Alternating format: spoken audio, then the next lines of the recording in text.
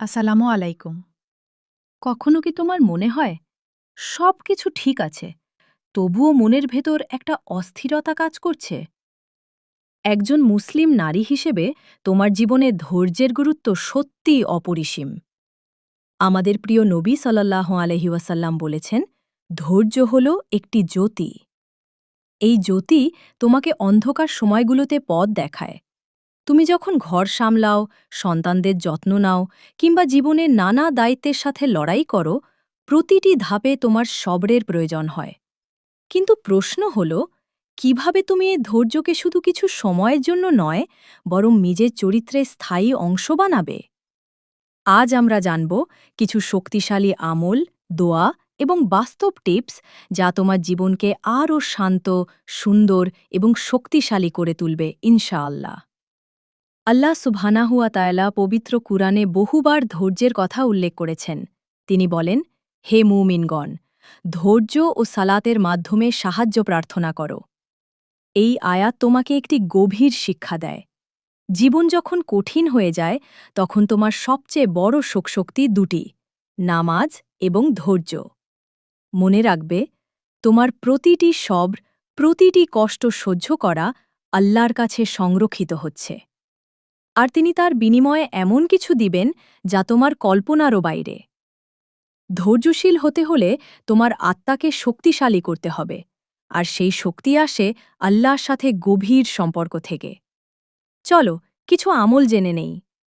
দোয়া ১। মুসিবতের সময় পড়ো, ইন্না লিল্লাহি ওয়া ইন্না ইলাইহি রাজিউন। আল্লাহুম্মা আজিরনি ফি মুসিবাতি ওয়া আখলিফ লি খাইরাম মিনহা। এই দোয়া তোমাকে মনে করিয়ে দেয় সব কিছু আল্লাহর, আর তিনিই উত্তম প্রতিদান দানকারী। দোয়া ২।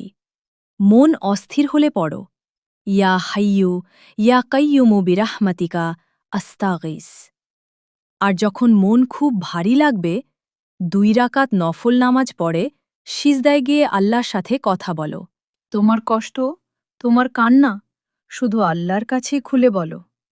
দেখবে, তোমার হৃদয়টা ধীরে ধীরে হালকা হয়ে যাবে, আর ধৈর্য ফিরে আসবে। ধৈর্য শুধু ইবাদতের বিষয় নয়, এটি তোমার মানসিক শক্তির সাথেও গভীরভাবে জড়িত। চলো কিছু বাস্তব টিপস দেখি। ১। তাওয়াক্কুল করো। পূর্ণ বিশ্বাস রাখো, আল্লাহ যা করেন তা তোমার ভালোর জন্যই করেন। ২। রাগের সময় নীরব থাকো। একটি ছোট নীরবতা অনেক বড় সমস্যাকে থামিয়ে দিতে পারে। ৩। নিজের যত্ন নাও। পর্যাপ্ত ঘুম, সঠিক খাবার এবং নিয়মিত ইবাদত এসব তোমার ধৈর্য ধরে রাখতে সাহায্য করবে। ৪। আখিরাতকে মনে রাখো। এই দুনিয়ার কষ্ট সাময়িক, কিন্তু সবরের প্রতিদান চিরস্থায়ী। ৫। ভালো সঙ্গ বেছে নাও। ইতিবাচক, দিনদার মানুষদের সাথে থাকো। এতে তোমার মনও শান্ত থাকবে। ধৈর্য মানে দুর্বলতা নয়, ধৈর্য মানে আল্লাহর সিদ্ধান্তের ওপর পূর্ণ সন্তুষ্টি। তুমি যখন ধৈর্য ধরো, তখন তুমি শয়তানকে পরাজিত করো আর নিজের নফসকে নিয়ন্ত্রণে আনো। একজন মুমিন নারীর সবচেয়ে সুন্দর গুণগুলোর একটি হল তার সবর।